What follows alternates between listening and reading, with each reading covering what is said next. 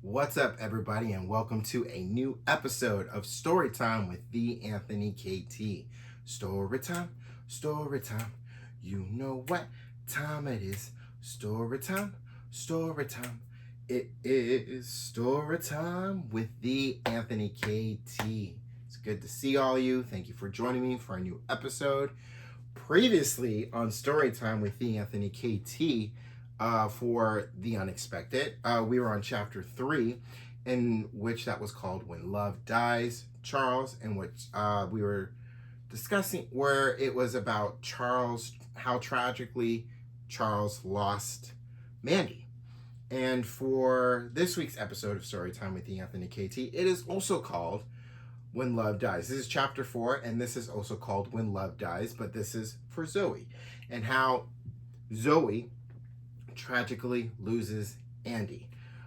Real quick, if you'd like to read The Unexpected from start to finish, link is in the bio, as well as many other stories that I have written. Link is in the bio for those. And same link in the bio if you'd like to go ahead and check out my first book, which is available now on Amazon and on barnesandnoble.com. It's called In the Dark, the Sun Will Rise.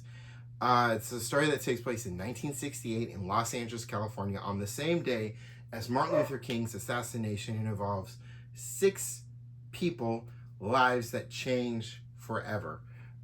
Side note, hear the barking. If you hear the barking, that's my mom's dog. That is Einstein. He just turned 5 yesterday. It was a dog I got from my mom back in 2019 after my dad passed away in January. On January 8th of 2019, when my dad passed away, and a couple months later, we got to like September. He was born in July.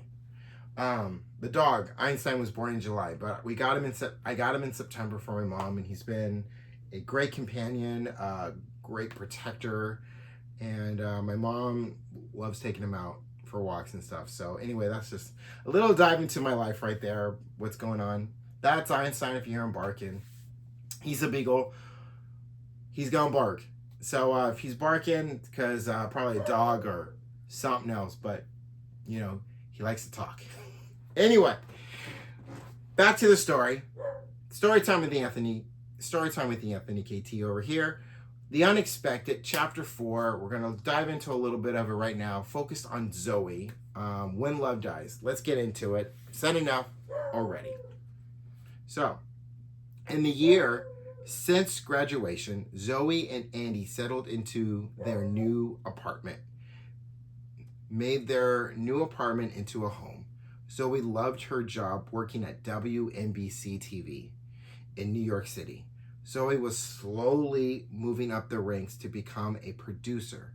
Zoey's plan to become a producer for WNBC, get some experience, and then go for the dream and produce shows for NBC. To go from 5th Street, where WNBC is located, it really is, to Rockefeller Center, where shows for NBC like The Tonight Show with Jimmy Fallon, Late Night with Seth Meyers, Saturday Night Live or SNL, and The Today Show. Andy found his own way in how he wanted to help people. Andy became a counselor at the Boys and Girls Club in Manhattan, New York. Life was feeling good. Life was feeling good. Both Zoey and Andy had jobs they loved. They were very much in love with each other. Their apartment in Brooklyn had become a home. Zoey and Andy were finding places in the city they loved going together and separately. In the years that Zoey and Andy were together, marriage was something that neither of them thought about. Being together was enough. Both of them felt like they didn't need a piece of paper to say otherwise. Zoey's birthday was a few days away, and in the time they were together, Andy never bought Zoey jewelry. Zoey wasn't the type to own a lot of jewelry or wear jewelry. When Andy and Zoey were first dating, Andy overheard Zoey talking to one of her friends about how much she didn't like jewelry. When Andy heard that, he made sure with any future gifts he would get for Zoey, he would it would not be jewelry. However, Andy was about to change that. Andy had found a beautiful necklace that was the color of Zoey's birthstone. Andy couldn't take his eyes off of it and thought how amazing it would look on Zoey. Andy bought the necklace and got it engraved. My love for you is always and forever. The necklace was in a nice looking black box. The top of it was soft to touch and had the name of the jewelry store on the box. Andy got back in his car and put the box with the necklace on the passenger seat.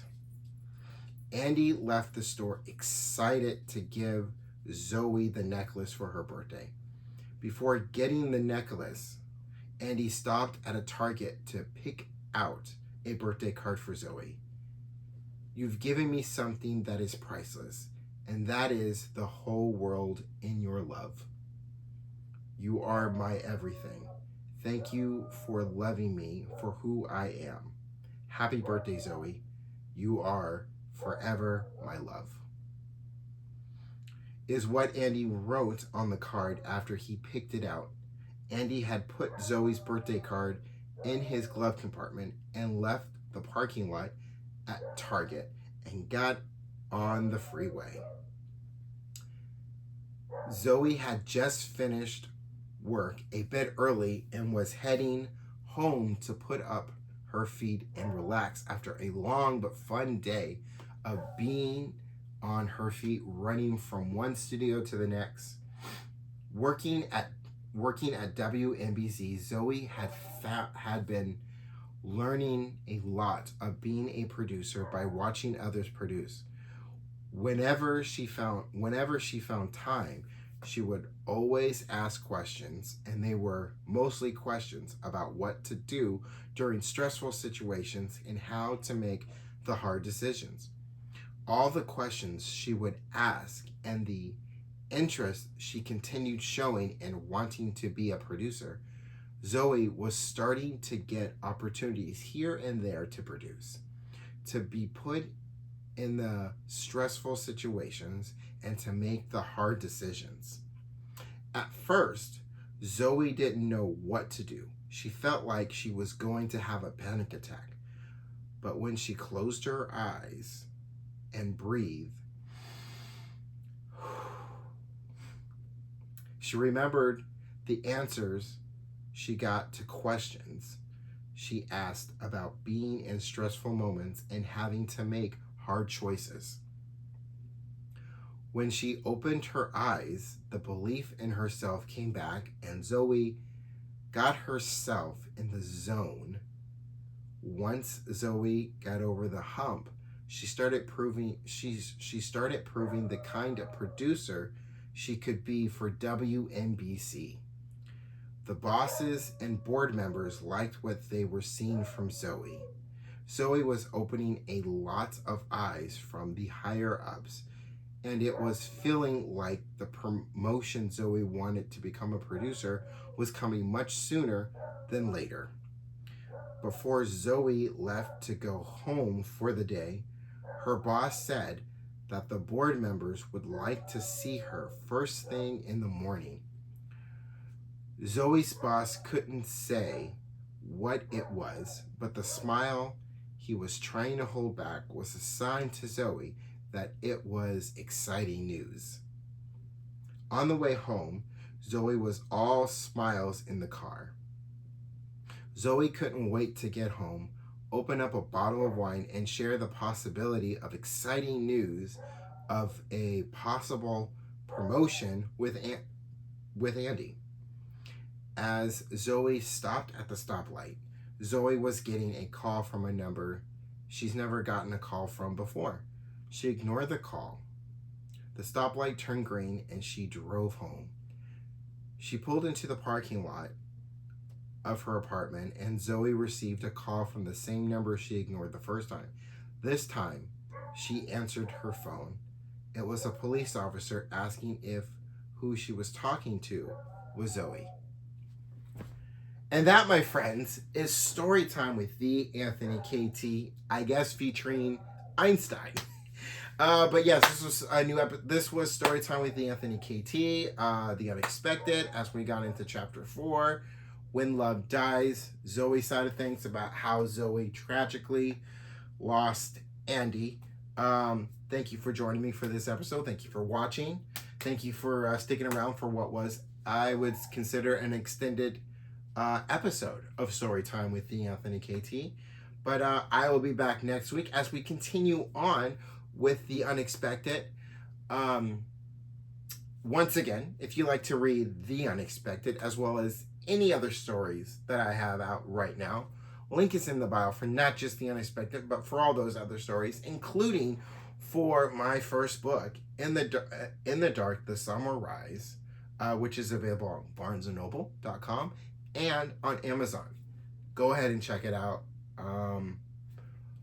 But I am Anthony KT, and I will see you all on the next episode. So in the meantime and in between time, peace, y'all.